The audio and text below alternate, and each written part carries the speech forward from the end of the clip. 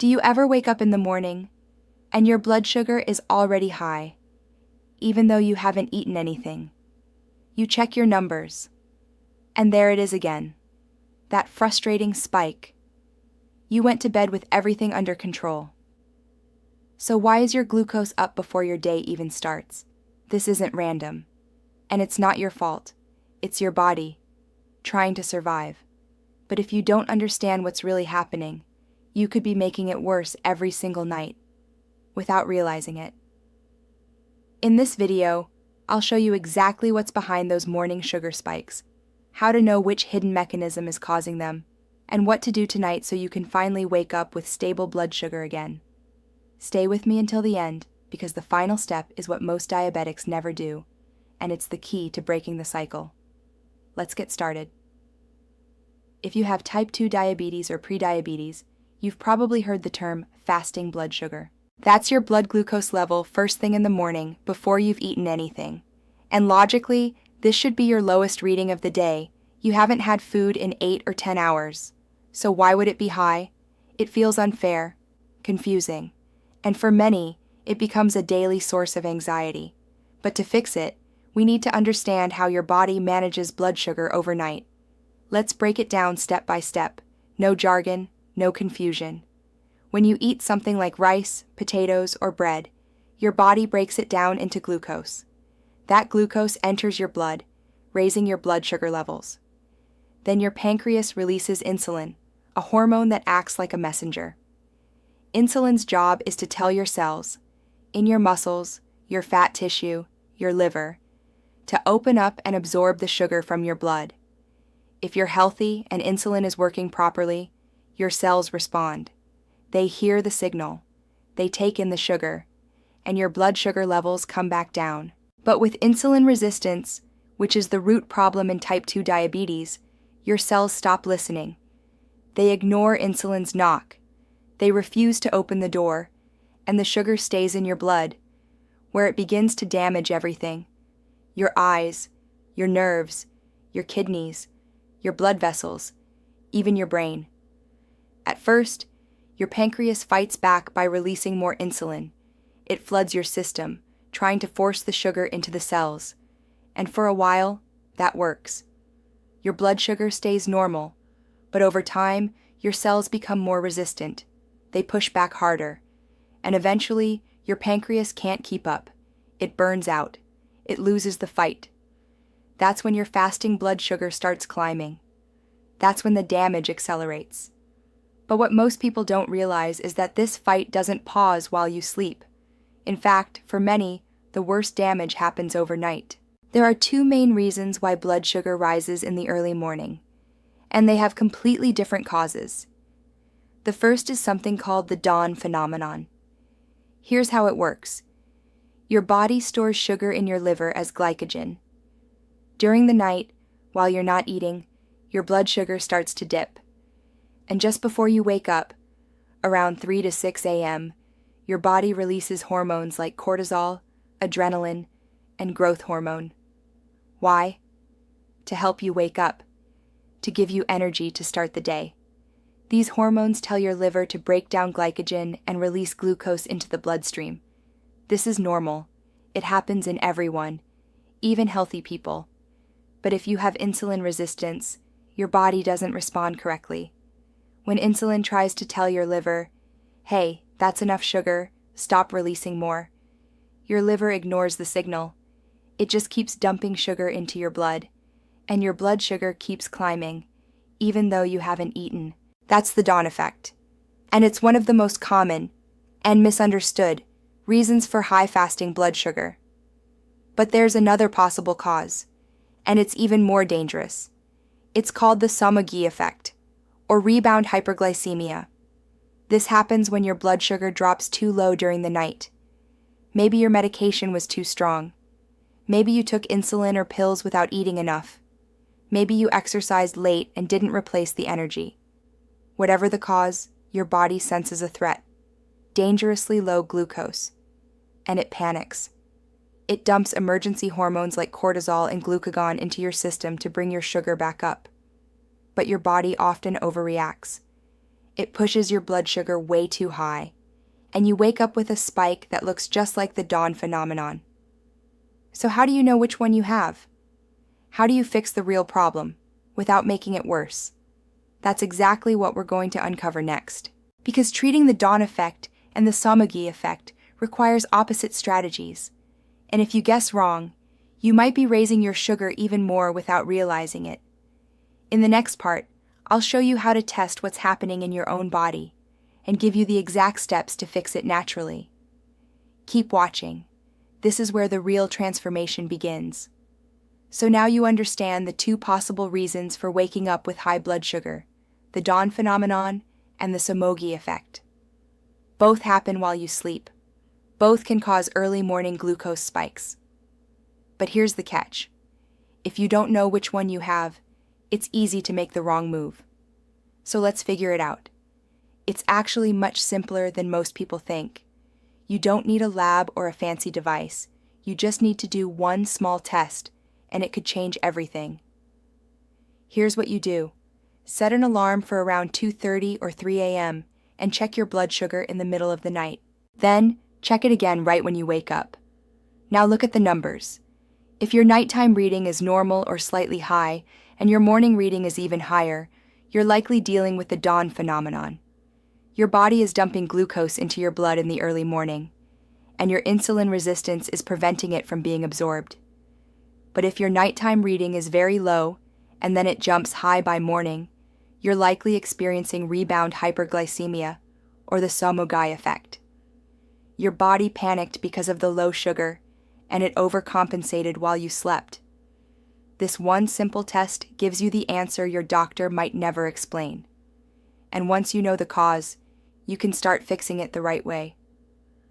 Let's break down the best strategies for each. If you have the dawn phenomenon, your goal is to gently reduce the amount of glucose your liver releases overnight and improve how your body responds to it. Here are the most effective steps. First, have a light, low-carb dinner. This reduces the amount of stored glucose in your liver and decreases insulin resistance overnight. Second, try a short walk after dinner, just 10 or 15 minutes. This activates your muscles and improves insulin sensitivity for hours, including while you sleep.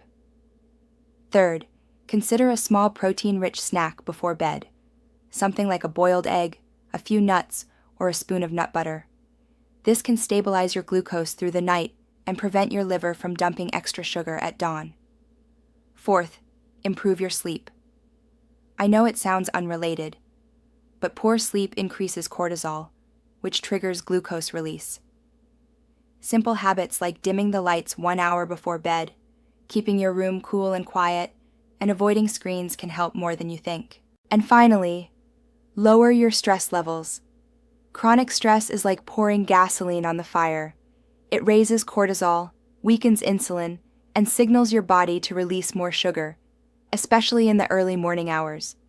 So if you're dealing with the dawn effect, your power lies in small nighttime habits that calm your body and lower insulin resistance gently. Now, what if your problem is the somogy effect? When your blood sugar drops too low at night and rebounds too high by morning? In that case, the solution is the opposite. You're not trying to prevent sugar release. You're trying to avoid dangerous lows that trigger a panic response. Here's what helps most. First, never go to bed hungry. Even if your numbers are fine at night, going to sleep without enough fuel can lead to a crash in the middle of the night, and your body will overcorrect. Second, avoid alcohol at night. It interferes with your liver's ability to regulate glucose and increases the risk of overnight lows. Third, talk to your doctor about your medications. If you're taking insulin or other blood sugar lowering drugs, you may be over-medicated for the night, especially if you've lost weight, changed your diet, or added exercise. Your body may not need as much support during sleep, and the medication could be doing more harm than good. Fourth, eat a balanced bedtime snack. In this case, you do want a bit of slow-burning carbs, something like a small apple with peanut butter, or a slice of whole grain toast with cheese. This helps stabilize your sugar through the night and prevents sharp drops. And finally, track your patterns. The body follows rhythms. And if you pay attention to how your numbers change depending on your dinner, sleep, stress, and activity, you'll start to see what's really causing the spikes. Knowledge is power, especially with diabetes. And the more you observe without judgment, the more in control you'll feel. Now, here's where most people go wrong. They find out they have the dawn phenomenon, and they start skipping meals, thinking that eating less will lower their sugar. But that backfires, because skipping meals increases stress hormones, makes you insulin resistant, and actually triggers more sugar release from the liver. Or worse, they confuse the Somogyi effect with the dawn effect, and cut carbs at night, causing even more overnight crashes. The truth is, there's no one-size-fits-all solution. But when you know what your body is doing, and why, you can choose the right action instead of guessing. That's how you win. In the next section, I'll show you a nighttime routine that works for almost everyone, no matter your cause, to calm your hormones, reset your metabolism, and finally wake up feeling steady, clear, and in control. Keep watching. You're almost there. So now that you know what's happening inside your body at night and what the two main causes are, let's put it all together into a simple nighttime routine. This routine is safe. It works for most people with insulin resistance, prediabetes, or type 2 diabetes, and it's easy to follow starting tonight. The best part? You don't need pills. You don't need a complicated meal plan. You just need a few small habits that tell your body, you're safe. You don't need to panic. You can let go of the sugar. Let's go through the steps. Step 1. Eat a balanced dinner at the right time. Try to eat dinner 2 to 3 hours before bedtime. Don't make it too late. That messes with your hormones. And don't make it too early. That might leave you hungry by bedtime. Now, what should you eat? Focus on protein, fiber, and healthy fat. And keep carbs to a minimum, unless you know you need a small amount to avoid overnight lows. A perfect dinner might look like grilled salmon with steamed broccoli and avocado, or chicken stir-fry with veggies and a handful of almonds, or scrambled eggs with spinach and a few berries. Avoid white rice, bread, pasta, or dessert. These spike your sugar, store as liver glycogen, and set the stage for morning highs. Step 2. Move your body, gently. After dinner, go for a 10 to 15 minute walk. Nothing intense, just get your legs moving. This activates your muscles, especially the big ones in your legs and glutes. And they start pulling sugar out of your blood, no insulin required. It also reduces stress, improves digestion, and signals to your body. I'm using this energy now. I don't need to store it. This one habit alone can cut morning glucose spikes dramatically, especially when done consistently. Step 3. Avoid screens and artificial light. About an hour before bed, turn off bright lights and screens. Phones, TVs, and tablets confuse your brain into thinking it's daytime, and that raises cortisol. Use dim lamps or candles. Read a book. Listen to soft music. This helps your body produce melatonin, the hormone that prepares you for sleep, and also improves insulin sensitivity. Remember, poor sleep, more blood sugar problems, so every small thing that improves sleep also improves your morning numbers. Step 4. Prepare a sleep-friendly bedroom. Make your room cool, dark, and quiet. Keep the temperature slightly lower than usual. Your body sleeps better that way. Use blackout curtains if needed. Silence notifications. Get comfortable. Also, no eating in bed, no checking your phone, no stressing about tomorrow. Your bedroom should be a signal. This is where I rest. This is where my body heals. Step 5. Take a calming supplement if needed. If you struggle with falling asleep, and you've already tried lifestyle changes, you can consider something natural like magnesium glycinate, L-theanine, ashwagandha, taken early evening.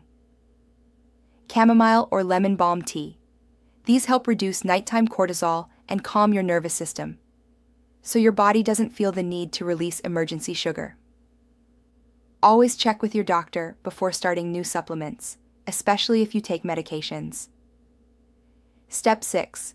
Eat the right bedtime snack, if needed. Not everyone needs a bedtime snack. But if you experience overnight lows or rebound spikes, a small, balanced snack before bed can help. Here are good options: half an apple with almond butter, plain Greek yogurt with cinnamon, a boiled egg and a few walnuts, a small slice of Ezekiel bread with avocado. Keep it light. You're not trying to eat another meal. You just want to keep your glucose stable during the night, not too high, not too low. Step 7. Lower your stress, emotionally. One of the most overlooked causes of morning sugar spikes is emotional tension at night. Worrying about your health, about fighting with your partner, overthinking the future, feeling guilt about food. These invisible stressors increase cortisol, and cortisol increases blood sugar, even if you're fasting. So take 5 minutes before bed to breathe deeply. Try this simple pattern. Inhale for 4 seconds, hold for 4, exhale for 4, hold for 4, repeat 5 times, or write down one thing you're grateful for, one thing you did right today. This isn't fluff. Gratitude lowers stress, and lower stress means better blood sugar. Bonus step: set your intention. Before turning off the lights, say something powerful to yourself. I am taking care of my body. I am learning. I am improving. I deserve to feel better. These small thoughts change your brain chemistry. They shift you from fear into confidence. And confidence over time builds consistency. Because that's what healing is.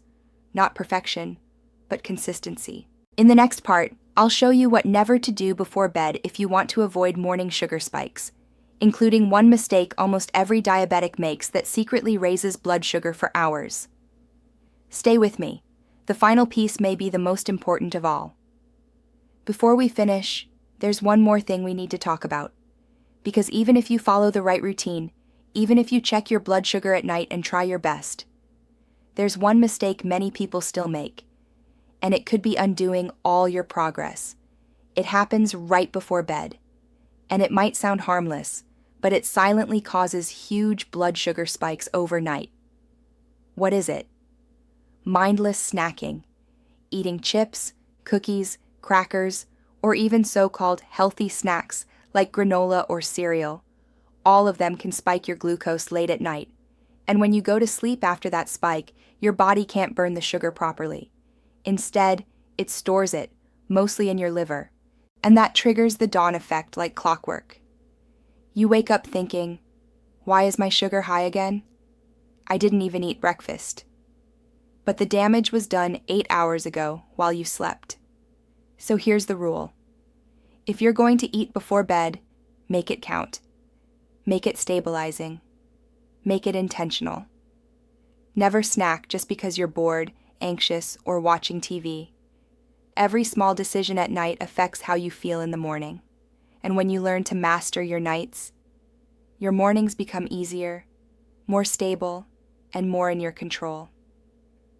Now, I know this might feel like a lot. You might be thinking, I've already tried everything. But here's what most people don't realize. Healing doesn't come from doing everything perfectly. It comes from doing the right things consistently, even if they're small. Just one walk, just one calm bedtime, just one steady snack. Over time, these habits teach your body how to balance itself again. They reduce stress hormones. They improve insulin sensitivity. They stop the sugar spikes before they start. And that's how people all over the world are lowering their blood sugar naturally and waking up with stable glucose numbers they never thought were possible. If you want to see what they're doing, the simple, natural method that's helping thousands regain control without harsh medication, you'll find it in the link below. It could be the missing piece you've been looking for. And if this video helped you understand your body better, leave a comment, hit the like button, and subscribe to this channel. We're here to support you with real answers, not fear, not shame, just truth and science that work. Take care of yourself. You deserve to feel better in the morning, and you're not alone.